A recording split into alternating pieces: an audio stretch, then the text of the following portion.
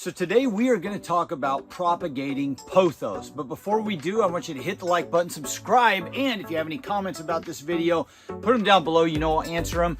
Check out the website down below if you want to get all the information about what I do around here. Let's go. So I got a question the other day about propagating pothos, and I happen to have a big vine of it right here. But somebody was asking, do I cut off a long stem of this and remove some leaves and have multiple nodes in the medium, or do I just need one node? And do I need any leaves? And you know, this is one of those things where people are wondering, what do I do exactly to root these pothos cuttings? And the answer is just about anything you want to do. So this is a pothos cutting that I did 2 years ago now. I stuffed it in a little vase. I'm going to show you that vase in a second. And then just let it root, continue to grow roots. I've not fertilized it. I've not done anything with it for 2 years. It might actually have been a little bit longer, maybe 2.5 years.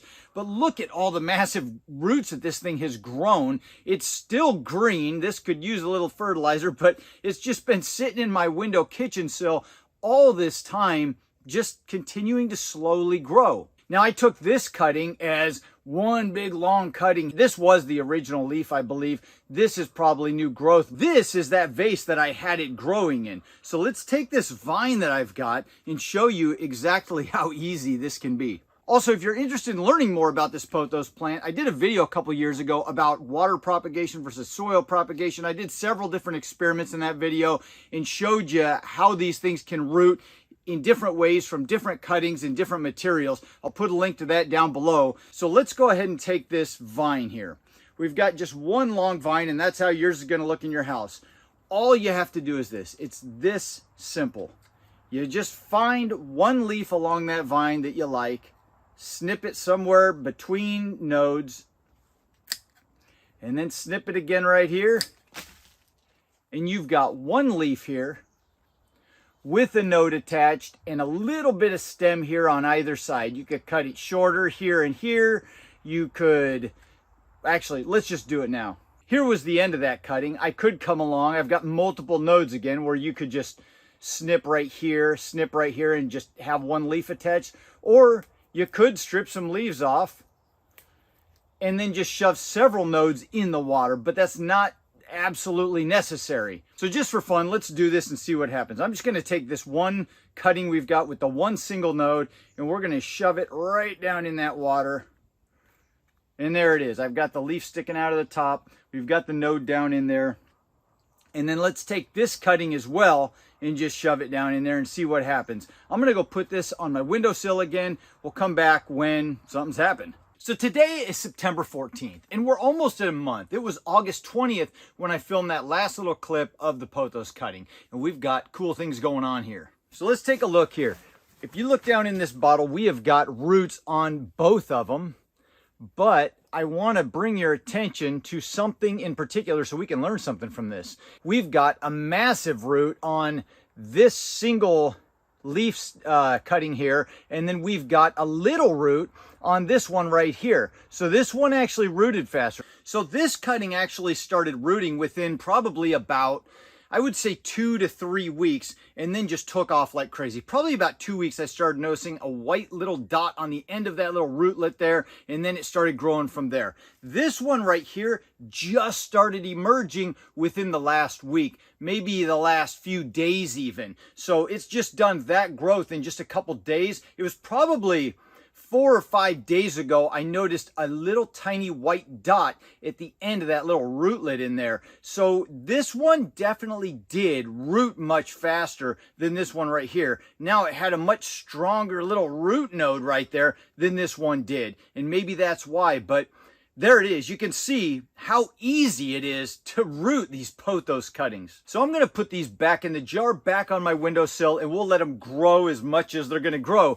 I really enjoy growing these in this little vase right here. It's such a pretty little vase, and it looks neat up on the windowsill, and there's always a pothos growing in it. So I hope y'all learned something from this. Now, we got to do an update here, guys. So this is just 2 of the new pothos cuttings that I've got growing in my house. I actually have, I don't know, probably 50 pothos cuttings growing in my house, plants and cuttings, over the last couple of years because they're an absolutely amazing plant and they grow so easily and readily and they root so easily. They need hardly any light to grow. I don't understand why more people aren't growing these things. So here's the update here. Now, this is a quart jar. And if you guys remember, now I alluded to that link down below. Go check out that previous Pothos video. These were Pothos that I did in that video. If I remember, I did a couple Pothos videos. Actually, maybe these were from the next video where I did it with my daughters. I think they were that video. But I've got 3 jars like this, 3-quart jars that look identical to this. Now, here's the cool thing. If I remember right, I believe that video that I did with my daughters on these Pothos was 2 years ago. In that 2 years' time, they have sat in this jar and the other 2 jars for the last 2 years, I believe it's been, with nothing really changing. They just continue to very slowly grow in here. The roots are filling out. You can see that. The roots have just filled out like crazy. We've got new green growth coming up. Now, the difference with this as opposed to the other one that I showed you earlier in this video is that I actually occasionally, not much, probably only 4 times, if that, maybe 2 or 3 times over the last couple of years, when I'm mixing up a little bit of Miracle-Gro, I just put like a tablespoon of that mixture in here just to give it a little bit of nutrients. And so the leaves have stayed green all that time. But it doesn't take much. They're still growing. They're almost in a state of suspended animation. Now I've got these Pothos growing all along the cupboards in my house, and they're growing for probably 12 feet or more. But if you just want to keep these things in, like I said, a state of suspended animation where they'll preserve for as long as you need them to preserve until you can get back to a place where you can grow these things wild like crazy, just stick them in a little cup or a vase like this and they'll grow for years without doing much at all. So talk about preserving genetics. It's just a wonderful plant and easy to grow and easy to maintain. I mean, this is the plant for those of you who struggle to grow anything else in your house. They don't need hardly any light, hardly any nutrition, any care. Just stick them in a cup and go. So that's it. I hope you enjoyed this little update. I know I did. I'm going to go stick this in my windowsill again and enjoy it for the next few years. If you guys like this one, hit that like button. Subscribe if you want to follow along. Have a fantastic week, and I'll see you in the next video. Adios.